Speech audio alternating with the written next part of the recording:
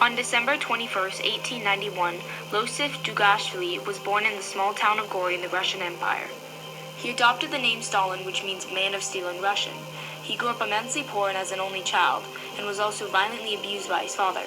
Despite this, he was gifted in academics and accepted a scholarship to the Orthodox Seminary of Tiflis when he was only 15. Although forbidden, he read Victor Hugo literature and other Marxist material. After he discovered Vladimir Lenin's work, he decided to become a revolutionary. He wrote revolutionary articles for a radical newspaper called Burzol, and in November 1901 was formally accepted into the Russian Social Democratic Labor Party, a Marxist organization.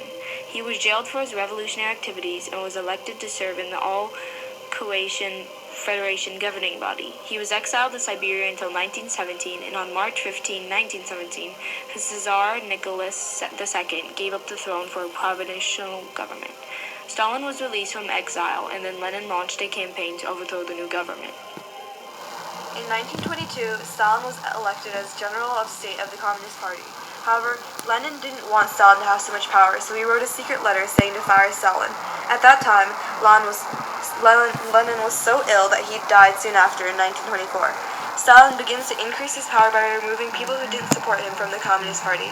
By 1929, Stalin had become a dictator. He began to reverse the Bolshevik agrarian policy by taking back land given to the peasants. This caused many peasants to become serfs again. Stalin rapidly increases industrialization and prioritizes speed over safety. In 1939, Stalin signed a non-aggression pact with Hitler and Nazi Germany, yet Nazis attacked the Soviets in June 1941. The Soviet army suffered major losses and Stalin was devastated at Hitler's betrayal. Stalin turned Russia into a totalitarian state. He used propaganda and terror to control all aspects of life from his people. During Stalin's time in power, he claimed that he was a follower of atheism. Stalin claimed that atheism was perfect for a communist society. To further assert his belief, Stalin used fear and terror to control his people into following communism by destroying many Russian Orthodox churches. By doing this, Stalin forced his people to follow one firm belief, atheism. Through the expense of his people, Stalin forced many of his people to work and live on collective farms. Stalin also called for a command economy to have better control of his country's industry.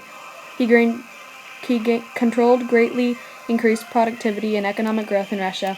However, much of the population suffered during the Great Purge, which resulted in the execution of thousands of millions being exiled into labor camps. By censoring his enemies, Stalin was able to gain full control of the Soviet government and the Communist Party. Even after Joseph Stalin's death, Stalinism, his form of government, influenced many people.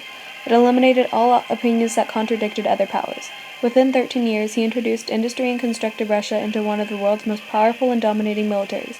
Ruling by complete terror, he gained popularity of many Russians. Under his rule, thousands of Soviets were executed for opposing his system of collective agriculture. This system ensured a durable food supply to all cities and an advantageous amount of agriculture. Between 1934 to 1938, millions of Russians were executed or sent into labor camps under his rule.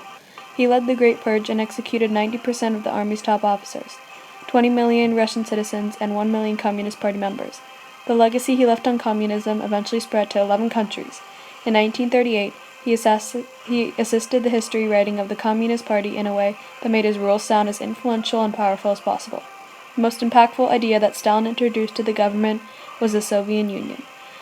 He influenced society by altering from a provincial nation to industrialized towns and cities.